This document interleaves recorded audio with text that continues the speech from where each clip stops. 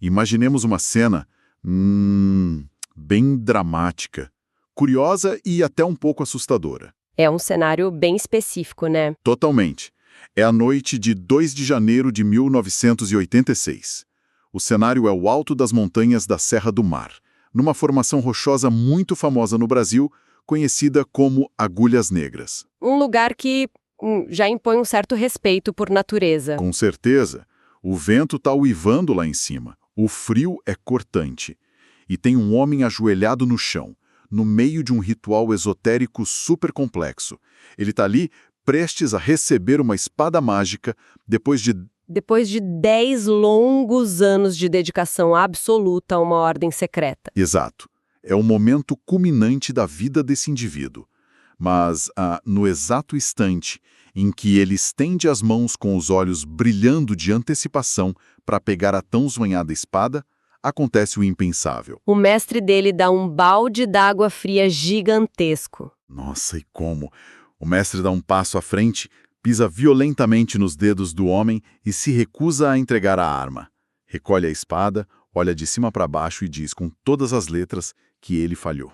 É um começo e tanto para uma história. E o motivo dessa falha é o que deixa a coisa toda fascinante para quem acompanha o relato. Pois é, ele falhou porque estava fascinado pelo poder, sabe? Pelos prodígios, pelos milagres. Ele queria se sentir especial. E ao fazer isso, ele simplesmente esqueceu a regra de ouro do mestre dele. A regra de que o verdadeiro caminho do conhecimento deve ser acessível a pessoas comuns. E essa abertura relata o momento exato que dá início a toda a jornada do material que serve de base para a nossa imersão de hoje.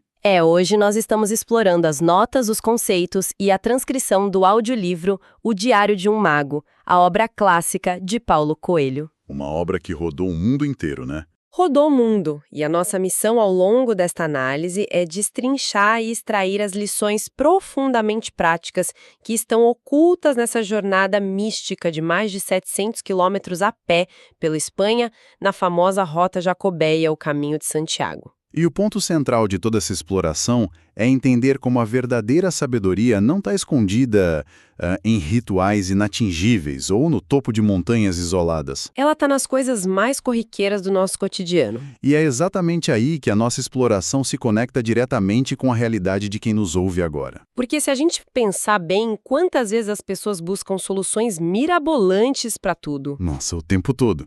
Soluções complexas, caríssimas ou até aquelas soluções mágicas para resolver problemas profissionais e pessoais. É aquela velha mania humana de ignorar o óbvio que está bem ali na frente só porque parece simples demais. Exatamente. Bom, o autor, depois desse choque enorme lá nas Agulhas Negras, recebe uma missão clara.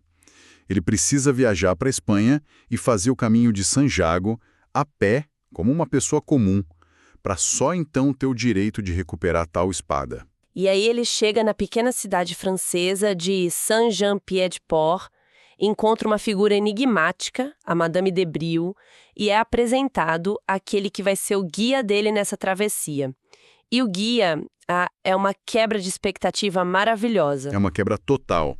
Porque a expectativa natural seria encontrar um guru estereotipado, sabe? Alguém de túnica, meditando no fundo de uma caverna, falando por enigmas. Sim, mas o guia, que é conhecido na narrativa como Petrus, é um designer industrial italiano. Designer? Pois é, um homem de meia-idade incrivelmente pragmático. Ele entende de marcas, de negócios e fuma fumo de rolo o tempo todo. A figura do Petrus é essencial para o material porque ele traz a espiritualidade para o show de fábrica da vida real. É quase como se ele fosse um consultor de negócios que, por acaso, também é um mestre espiritual. É uma ótima analogia. E um dos primeiros conceitos, e talvez um dos mais profundos que o Petrus apresenta logo nos primeiros dias de caminhada, é a ideia do bom combate. O bom combate. Isso vem lá das epístolas de São Paulo, né? Exato. Mas na visão do Petrus, o bom combate não é uma guerra contra os outros, não é uma competição selvagem de mercado. É a luta diária pelos nossos próprios sonhos. E o que é assustadoramente realista nessa parte do material é a análise que ele faz sobre como as pessoas desistem da própria vida.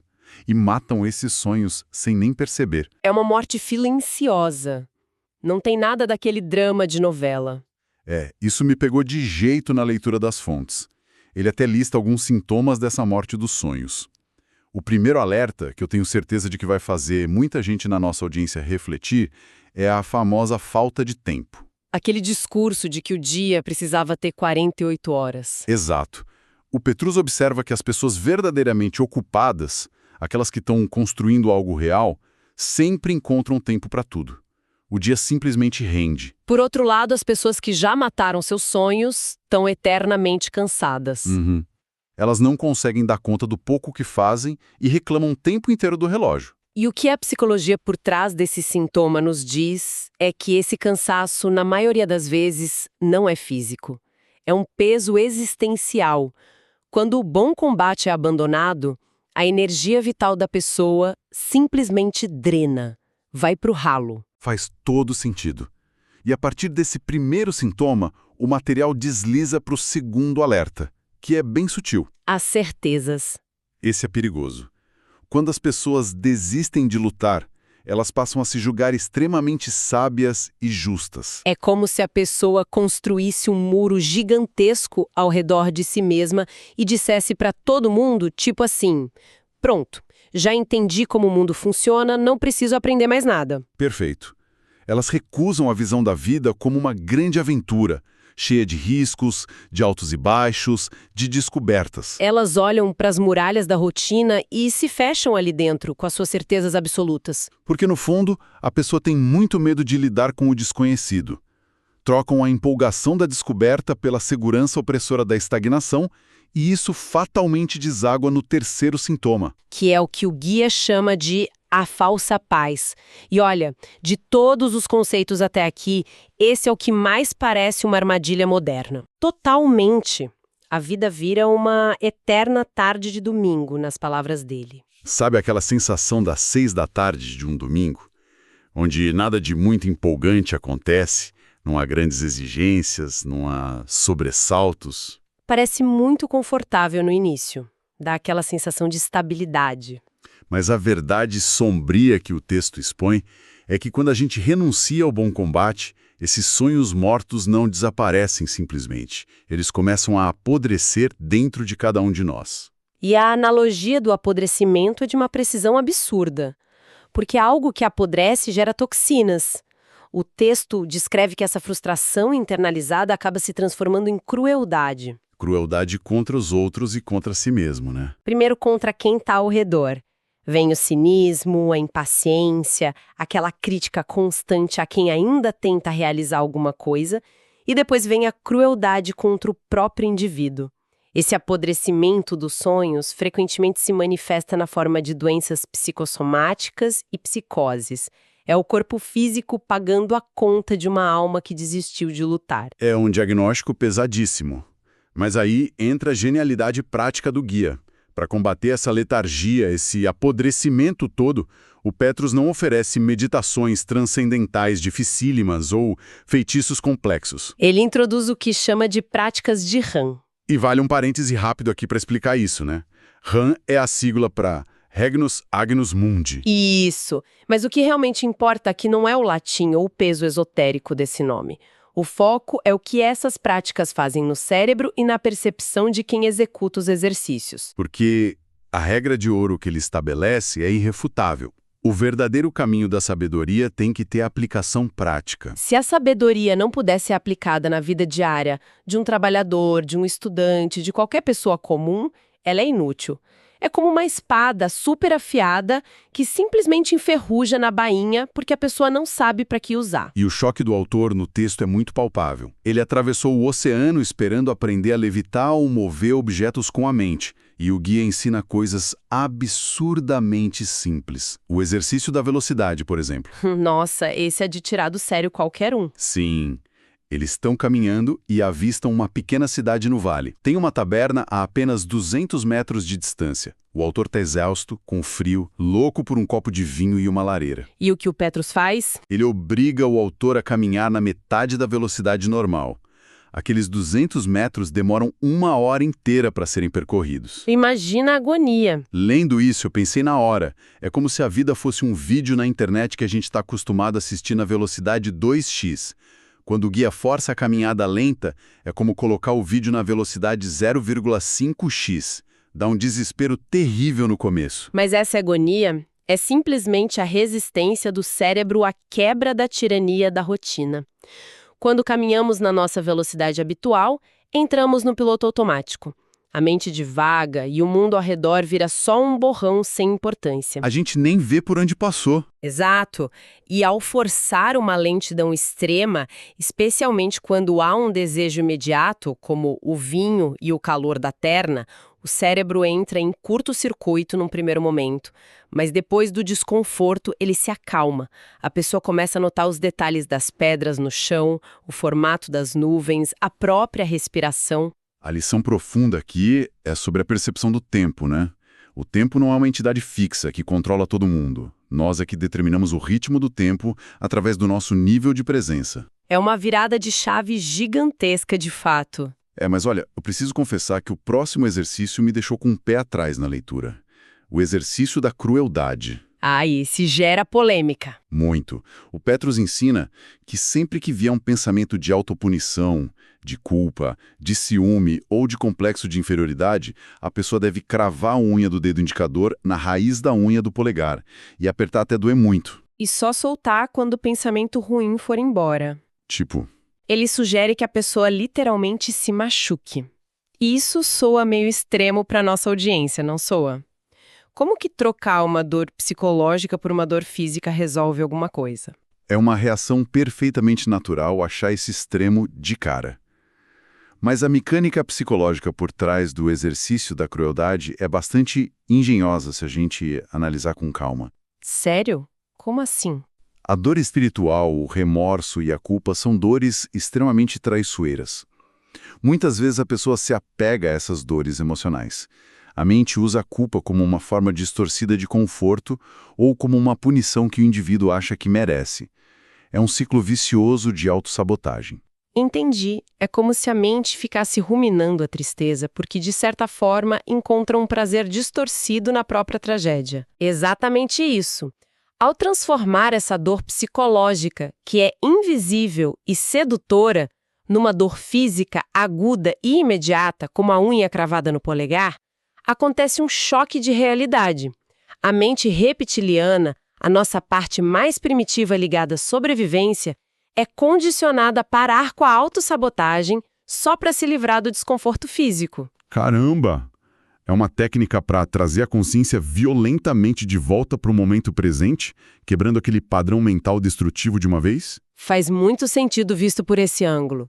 É um treinamento rigoroso da atenção. E há outros exercícios práticos no material que seguem essa mesma linha de usar o corpo para alterar a mente.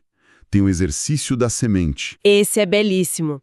A pessoa fisicamente se ajoelha no chão, se encolhe toda e simula o nascimento de um broto. Ela tem que se mover muito devagar, imaginando a resistência da terra, tensionando os músculos até conseguir ficar de pé, braços abertos, como uma planta que finalmente alcança o sol. Trabalha muito a ideia do renascimento e de reconhecer a força interior necessária para romper os próprios limites. E tem também o exercício da água, que é quase cômico de tão simples.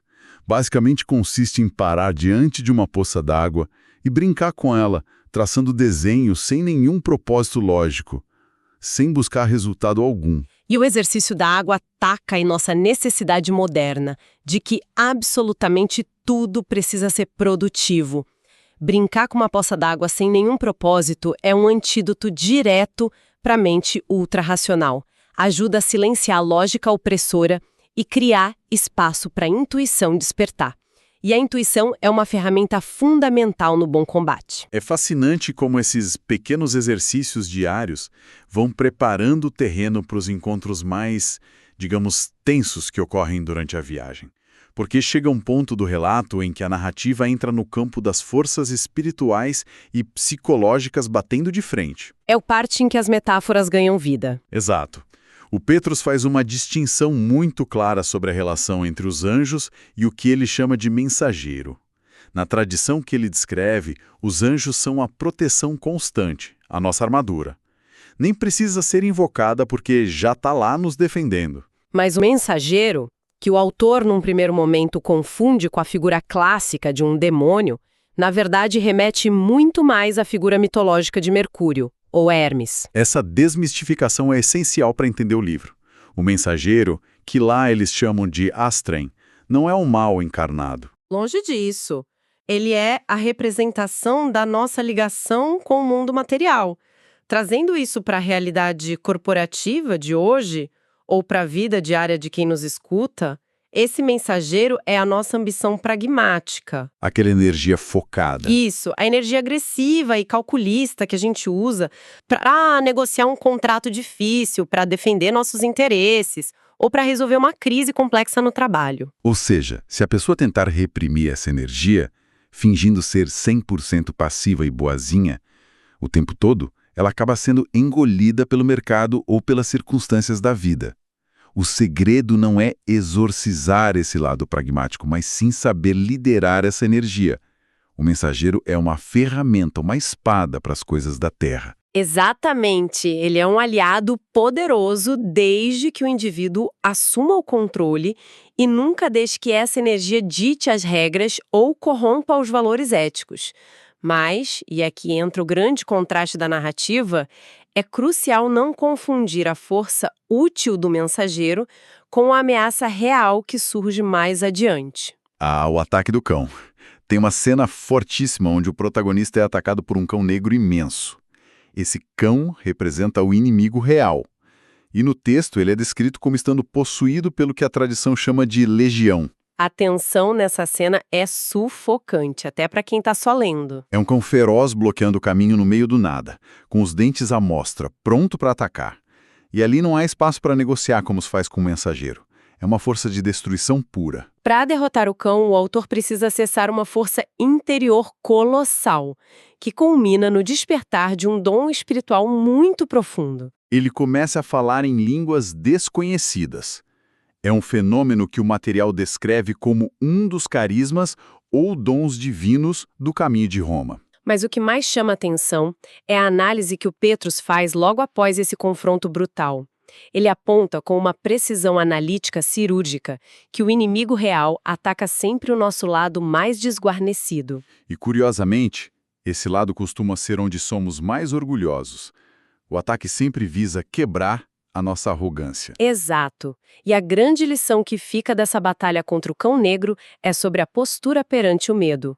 Diante dos nossos maiores inimigos pessoais, sejam eles traumas, desafios intransponíveis ou vícios, fugir da luta é infinitamente pior do que entrar na arena e perder. A derrota traz aprendizado, né? A derrota, por mais dolorosa que seja, traz cicatrizes que ensinam algo. A fuga, por outro lado, apenas alimenta o medo. O medo cresce nas sombras e acaba dominando a pessoa por completo. Tem que enfrentar o cão negro, mesmo que as pernas estejam tremendo de pavor. Mas olha, felizmente, a jornada não é feita só de confrontos sombrios e cães ferozes. De jeito nenhum. Há momentos de pura celebração e luz no texto. Tem um trecho belíssimo, quando eles chegam na cidade de Logronho, bem no meio de uma festa de casamento em praça pública. É uma cena super efervescente. A cidade inteira está comemorando, tem uma banda tocando, barracas de vinho para todo lado, pessoas comuns dançando. E é no meio dessa alegria vibrante que o guia aproveita para explicar as famosas 3 formas de amor da Grécia Antiga. A escolha do cenário da festa de casamento para introduzir esse tema foi perfeita. Petrus começa apontando para os noivos e para os jovens casais na praça, explicando o conceito de Eros. Eros é o amor paixão, amor romântico. Ele explica que o Eros é uma força incrivelmente criativa, é a faísca que inicia a vida, mas carrega o perigo latente de se tornar destrutivo. Isso, se a paixão se transformar em controle, ciúme extremo e desejo de posse, né? É aquele amor que queima rápido e que precisa ser muito bem administrado para não incendiar a casa toda. Perfeito. E logo depois ele aponta para as pessoas mais velhas na festa. Uns lavradores sentados nas mesas, bebendo vinho, conversando, pessoas que trabalharam a vida toda juntas. Ali ele ilustra o conceito de filos. Filos é o amor sob a forma de amizade. É o companheirismo profundo e duradouro. É a força que sustenta as relações, os casamentos e as parcerias de longo prazo quando aquela fogueira inicial de Eros inevitavelmente começa a queimar de forma mais branda e madura. Mas a grande revelação filosófica daquela noite de festa em Logrônio não é Eros nem Filos. É a terceira forma de amor, ágape. O material descreve o ágape de uma forma arrepiante, chamando de o amor que devora. O que seria exatamente isso na prática, para quem está tentando visualizar? Ágape vai além do sentimento interpessoal da relação entre duas pessoas. Ele é descrito não apenas como um sentimento, mas como o próprio entusiasmo divino. Entusiasmo divino? Sim, e a raiz etimológica da palavra entusiasmo é lindíssima e extremamente reveladora nesse contexto. Ela vem do grego e significa literalmente ter Deus dentro de si. Uau! Ter Deus dentro de si. Ágape é aquela força arrebatadora que faz a vida valer a pena independentemente das circunstâncias externas. É a capacidade de amar a existência, de encontrar uma alegria incondicional no meio do bom combate diário que a gente comentou lá no início. E o que é mais interessante é que o livro ensina que esse estado de entusiasmo pode ser despertado e treinado, através do exercício do globo azul. Mais uma aplicação prática. Sim, a técnica pede que a pessoa relaxe, comece a cantarolar uma melodia bem suave e aos poucos visualize uma luz azul brilhante. A energia do amor ágape se expandindo a partir do seu coração. Uma luz que vai envolvendo o corpo, o quarto, a cidade, até cobrir o planeta inteiro. É um exercício desenhado para limpar a alma e conectar o ser humano de volta com o mundo, combatendo aquela sensação terrível de isolamento. E é essa construção contínua de presença, enfrentamento e entusiasmo que vai preparando o terreno para o grande clímax da viagem. E que clímax!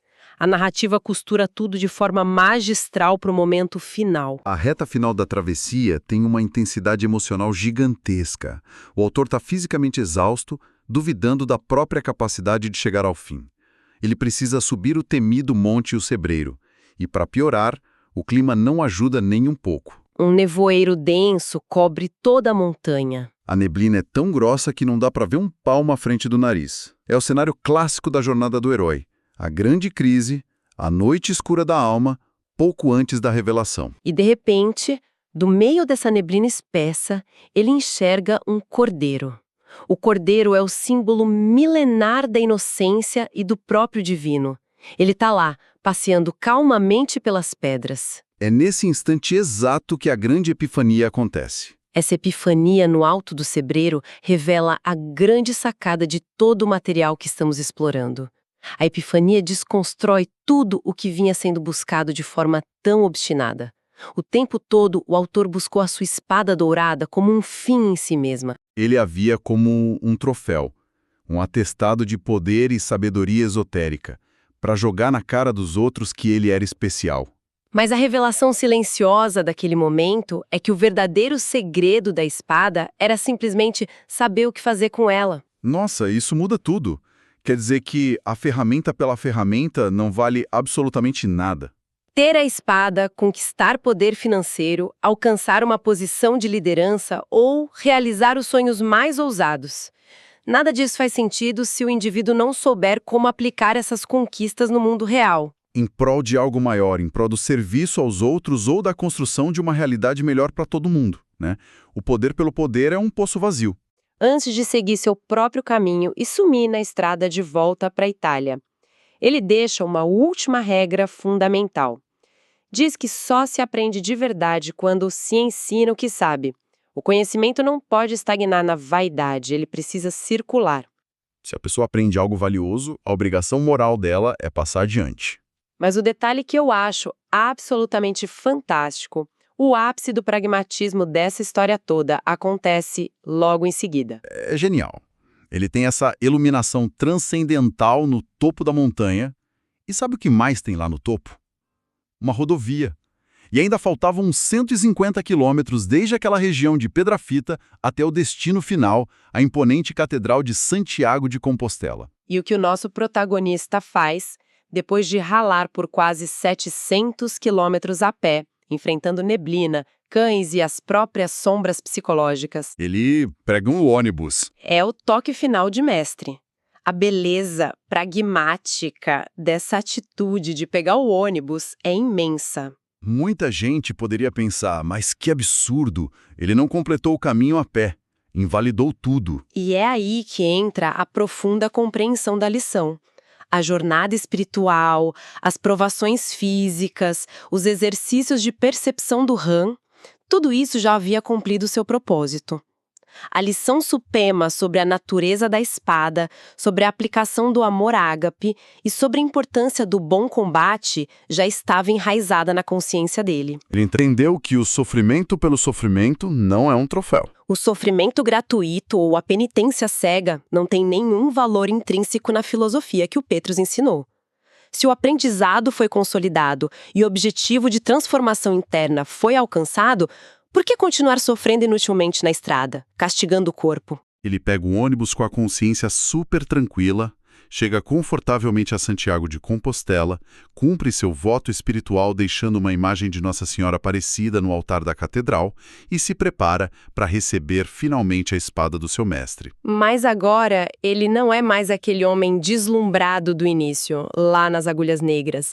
Ele está pronto para voltar ao Brasil, assumir as rédeas dos seus negócios, usar seu pragmatismo e, de fato, viver a sua vida de forma plena e real. É a quebra total e absoluta daquele misticismo intocável e professoral, trazendo todas essas peças para a mesa e amarrando os fios soltos da nossa exploração de hoje, o que fica como o grande legado desse diário. A grande síntese que extraímos das páginas e notas dessa jornada é muito nítida. A verdadeira sabedoria humana não está escondida em cavernas remotas, no alto de montanhas isoladas, nem depende de rituais mágicos incompreensíveis para a maioria da população. A sabedoria real precisa de ágape, precisa desse entusiasmo divino e incondicional pela vida. Ela precisa ter aplicação prática e imediata na nossa rotina, seja enfrentando o trânsito, na mesa do escritório ou dentro de casa com a família. E, acima de tudo, a sabedoria tem que ser acessível a qualquer pessoa comum. Basta que o indivíduo tome a decisão corajosa de lutar o próprio bom combate diário, de defender os próprios sonhos e que aceite parar de uma vez por todas de ser tão cruel e punitivo consigo mesmo. É uma mudança de perspectiva muito poderosa, capaz de transformar a rotina mais cinzenta numa grande aventura. E para fechar a nossa imersão de hoje com chave de ouro, deixamos uma reflexão profunda para cada um que nos acompanha. Uma pergunta para levar para o resto da semana. Nossa própria espada não estiver escondido lá no final de um longo caminho de sofrimento, de provações infindáveis e de exaustão. E se essa espada, com todo o seu poder de transformar a realidade, já estiver em nossas mãos agora mesmo, bem no meio da correria da nossa rotina? Talvez ela esteja apenas esperando que a gente tenha a clareza de descobrir a quem vamos servir de verdade ou o que de fato vamos construir com ela. Fica a reflexão para levar